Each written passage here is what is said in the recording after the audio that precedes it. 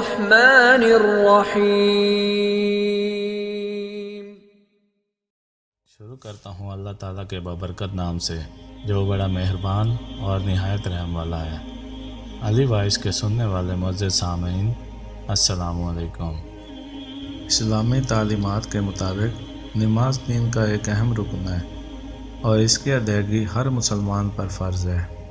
نماز نہ پڑھنے کے حوالے سے قرآن و حدیث میں مختلف تنبیہات اور وعیدیں آئی ہیں۔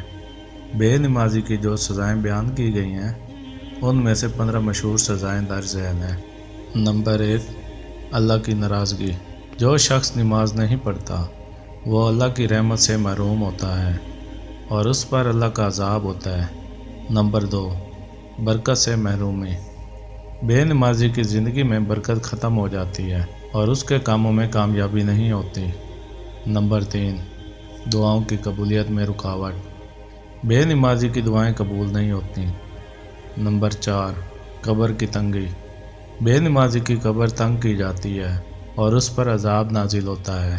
نمبر 5، آخرت میں سختی۔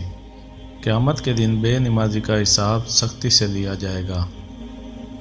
نمبر 6، منکر و نکیر کے سوالات کے وقت تکلیف۔ قبر میں منکر و نکیر کے سوالات کے وقت بے نمازی کو اذیت دی جائے گی۔ نمبر 7، ظاہری اور باطنی نور کا خاتمہ۔ بے نمازی قیامت کے دن ظاہری اور باطنی نور سے محروم ہوگا۔ نمبر 8، اللہ کی رحمت سے دوری۔ نماز چھوڑنے والا اللہ کی رحمت سے دور ہو جاتا ہے۔ نمبر 9، دوزخ کی وعید۔ حدیث میں آیا ہے کہ نماز پڑھنے والا جہنم میں ڈالا جائے گا۔ نمبر 10، شیطان کی پیروی۔ بے نمازی شیطان کے قریب ہوتا ہے اور اس کی پیروی کرتا ہے۔ نمبر 11، دل کی سختی۔ نماز چھوڑنے سے دل سخت ہو جاتا ہے اور انسان اللہ کی یاد سے دور ہو جاتا ہے۔ نمبر 12، موت کے وقت تکلیف۔ بے نمازی کو موت کے وقت شدید تکلیف کا سامنا کرنا پڑے گا۔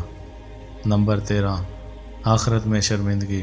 قیامت کے دن بے نمازی کو شرمندگی اور رسوائی کا سامنا کرنا پڑے گا۔ نمبر 14، اللہ کا عذاب۔ بے نمازی پر دنیا میں بھی اللہ کا عذاب نازل ہو سکتا ہے۔ نمبر 15، نیک لوگوں کی سفارش سے محرومی۔ بے نمازی قیامت کے دن نیک لوگوں کی سفارش سے محروم رہے گا۔